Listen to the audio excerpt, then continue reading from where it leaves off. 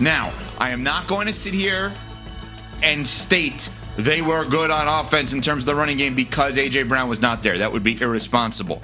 But coincidentally, they were really good offensively in terms of their ground game without A.J. Brown there yesterday. 38-20. He was out because of injury. Jalen Hurts, 15-20, 179, 4 touchdowns. But the storyline, as you heard there with the voice of Rich Eisen, weekdays noon until 3 Eastern. And then, of course, CeCe about Saquon, 14 carries, 150 yards, a touchdown, 4 catches, 24 yards, and a touchdown.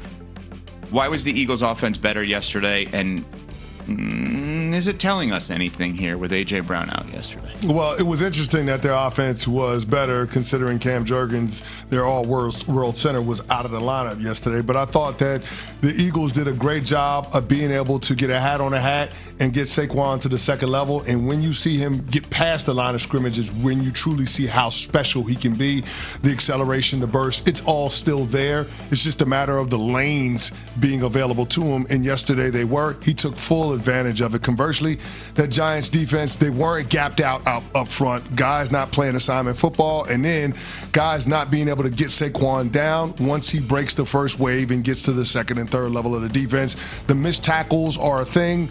The Giants' defense has to get back to basics. They've got to be fundamentally sound. They weren't yesterday, and the Eagles' rush game made them pay. Yeah, absolutely. Heading into this game, Saquon's longest run of the season, 18 yards. Then second play of the game, he breaks off that 65-yard touchdown run. And I think all of us had the same reaction that he did when he said post-game. He was like, finally. And that's what we were waiting to see from Saquon the entire season, because we obviously know that he's capable of it. But the offense as a whole looked like it was clicking on all cylinders. This was their most complete game of the season from top to bottom on that side of the ball. Jalen Hurts, 15 of 20, 179 yards, 4 passing touchdowns, 0 interceptions. He looked very strong too. And no A.J. Brown, so that begs the question, is trying to utilize him and the manner in which he wants to be used causing this offense some friction? Or is it just them getting in a rhythm with a new play caller, and then once he's back, you can plug and play with a guy who's obviously very talented? So coincidence or cause? You think it's addition by subtraction with A.J. Brown not being on the field? I don't know. Here's what I know. Is A.J. Brown elite at what he does? Yes. Yes, he's undoubtedly. Awesome. He's so good. He would garner at least 1 first-round pick by way of trade if they were ever going to trade him. Yep. Okay? Period, next sentence. There are sometimes, Josh Allen, Steph Diggs, where and by the way, Brady's entire career, I believe Brady was better at winning when he didn't know who he was throwing to first. And I think that we saw it with Josh Allen. When you don't know before the snap who you're throwing to, in many ways, I think that's a good thing. My guesstimation is all of the talk from A.J. Brown causes an extra split second of thinking for Jalen Hurts of where's A.J. and then let me see where everybody else is versus what is the defense showing me here. I'm not blaming A.J. Brown, nor am I blaming Jalen Hurts. I'm just saying the reality is A.J. Brown clearly wants the ball, right? That's obvious. He wants the ball as much as possible. As he should when you're that great. Yeah. But that doesn't mean it's the right thing to give him the ball as much as possible. There's something there. I mean, you played the sport for 11 years. You won a Super Bowl. Every time you were active, your team had a good record. You know what winning looks like. You know what losing looks like. What is the difference of what we saw yesterday versus what we have seen with this team? I think they were more comfortable in the identity that allows the Eagles from a personnel standpoint to be at their best. And that's probably because number 11 wasn't on the field. Now, I'm not in any way, shape, or form saying that the Eagles are better without A.J. Brown. But there was clearly better balance on the offensive side of the ball. They had 12 rushing first downs, 10 passing first downs. That's the kind of balance that we saw throughout all of last year with that Eagles offense, right? They had 2 runners over 100 yards, Tank Bigsby and Saquon Barkley. They were both phenomenal. We'll see what ends up happening with Saquon in the groin. Perfect time for the bye week for the Philadelphia Eagles. But I digress. I think that when it comes to being able to have the offense at its best, being able to get the best version of Jalen Hurts, it's a game script on offense, much like what we saw yesterday. Can A.J. Brown be satisfied with that? I think the answer to that question determines how the Eagles proceed with number 11 before the trade deadline. Do they need to care if he's satisfied by that? Yes. Why? Yes, because he's such a big figure in that locker room. He's so important to their team, and he's an uber talented player, which means he's going to have a voice. If he's not happy, it's going to be disruptive. Not that he's trying to be a malcontent, but it's going to be disruptive if he's not being fed, if he's not getting the touches that he's looking for. And if that ends up being the case, I have a hard time believing that it doesn't permeate throughout the locker room. I have a hard time believing that it doesn't affect Jalen Hurts and Saquon Barkley, so on and so forth. When Jalen Hurts gets the news, A.J. Brown's out, he feels how? I don't know. I'm not in his head. No, but like... That's impossible to discern. Okay, so when they game plan without A.J. Brown?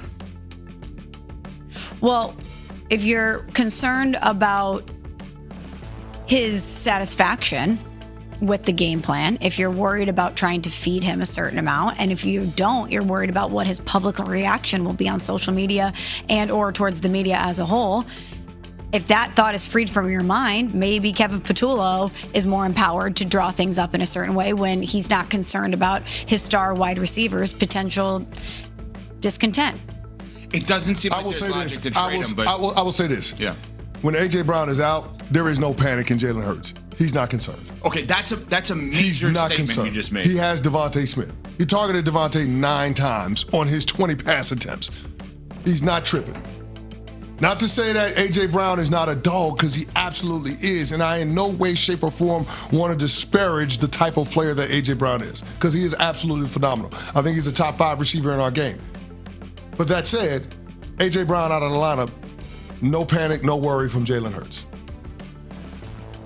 That feels like a pretty bold statement. Does it not? You can say it feels like a bold statement, but the proof is in what we saw yesterday.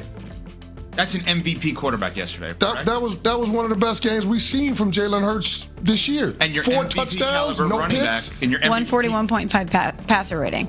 By the way, following that up the week prior, he had a perfect passer rating.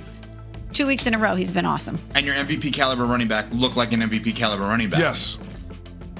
I mean, what? This is okay, they're not. Everyone says they're not trading him. They're not thinking about trading him. They don't want to trade him. Well, they can say they're not trading him until they ended up trading him. We hear that all the time. I don't put any stock into the business of we're not trading a guy. He's off limits. There are only, a handful of players that you would say a team is not going to listen to trade offers. Fair. The Dallas Cowboys said they wasn't trading Micah Parsons until they were. Right. So it happens all the time. So we're not trading A.J. Brown business is ridiculous. Let me ask you this.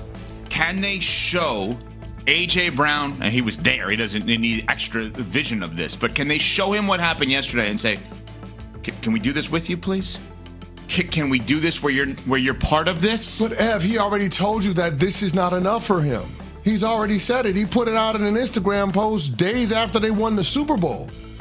People wanted him to feel a certain way about being a champion, and he just didn't, because in his eyes, he wasn't dominating in the way that he wants to, consistently winning his one-on-one matchup, being uber productive, and not translating to overall team success.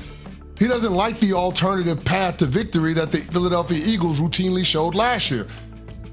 The path to victory that allows the Eagles, from a personnel standpoint, to be at their best, which is running the ball, which is leading with that offensive line, and then Jalen Hurts dialing it up every now and again just to force defenses to play him honest. That's not good enough for him. He already told you that. That's why I asked the question weeks ago, if winning is not enough, if championships are not enough, then how can you square the circle of making A.J. Brown happy with this Eagles team as constituted? No idea.